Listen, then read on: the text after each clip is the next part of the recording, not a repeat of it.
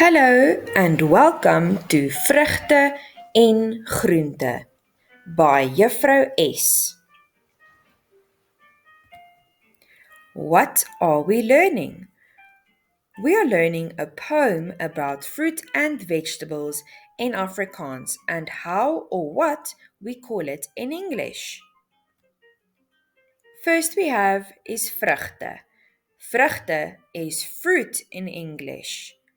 Vrugte. Then we have groente. Groente is vegetables in English. Let's learn our new words first. Dokter is a doctor. Sag means soft. Glimlag is to smile. Eat means eating. Seisoen means season. And wag means to wait. Let's go on to our poem.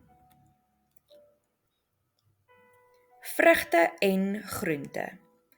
'n Appel 'n dag laat die dokter wag. 'n Peer so sag laat jou breed glimlag. 'n Arbei en lemoen, komkommers en pampoen. Ek weet wat om te doen. Ek eet vrugte en groente elke seisoen. Let's read it again in Afrikaans. 1, 2, 3. Vrugte en groente.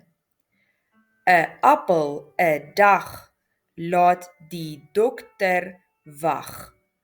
'n Peer so sag laat jou breed glimlag. 'n Arbei en lemoen, komkommers en pampoen. Ek weet wat om te doen.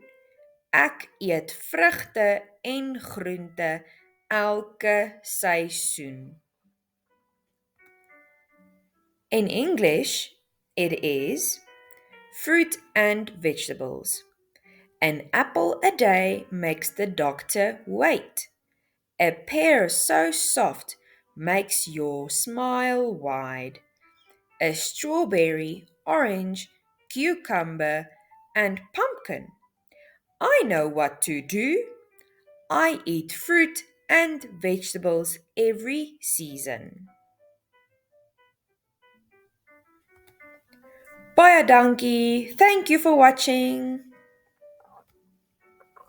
Don't forget to like and subscribe. Totsiens.